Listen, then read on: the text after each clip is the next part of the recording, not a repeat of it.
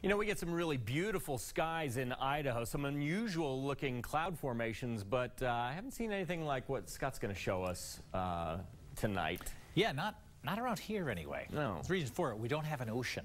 That's what we're missing in this one. Yes, needed that moisture. But yeah, this was sent in by a viewer. James Zatkowski sent this in just the other day from Seaside. If you've ever been to Seaside, Oregon, this looks very familiar to that long walk out to the water here at the beach. And this is the hill that separates Seaside from Cannon Beach. When this picture was taken, the wind was blowing onshore, typically, just typical day, about 20 miles an hour. But notice the cloud that formed over here, just a beautiful looking cloud.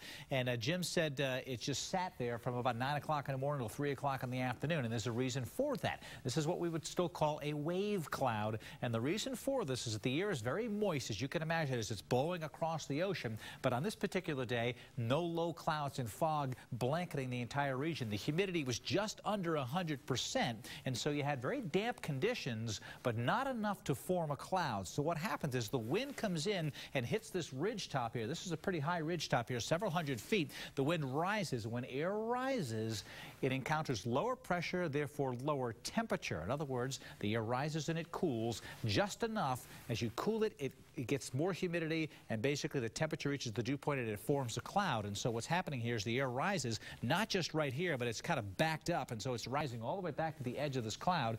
It rises all the way up the mountain, and it forms the cloud right here. And so this is a wave cloud. If the mountain side just dipped right back down and the air sank back behind it, it would disappear, and that cloud cover would only be over the top of the mountain, which we do see in Idaho. I'll show you a picture of that in just a little while. But this is that cloud that sat here. If we had time-lapse video of this, you would see just kind of wavering right here. It would never move as it sat right over that, as long as the wind flow is steady and stays in that region. So that was a wave cloud that Jim saw over Seaside. I told him to watch tonight, but he's still in Seaside on vacation right now, so not getting a chance to see it. But we get this in Idaho as well. Mountain waves where the wind will go down and then up over the mountainsides. And when the air is just moist enough to not have cloud cover, when it's sinking, when it rises, it will cool just enough to form that cloud as the higher humidity. The air flows through the cloud, it dips back down, goes back up, and you'll see these wave clouds lining up, and they sit right on top of the mountain. So that's why that happened. If you've got a photo you'd like to send to me, weather at fox9now.com.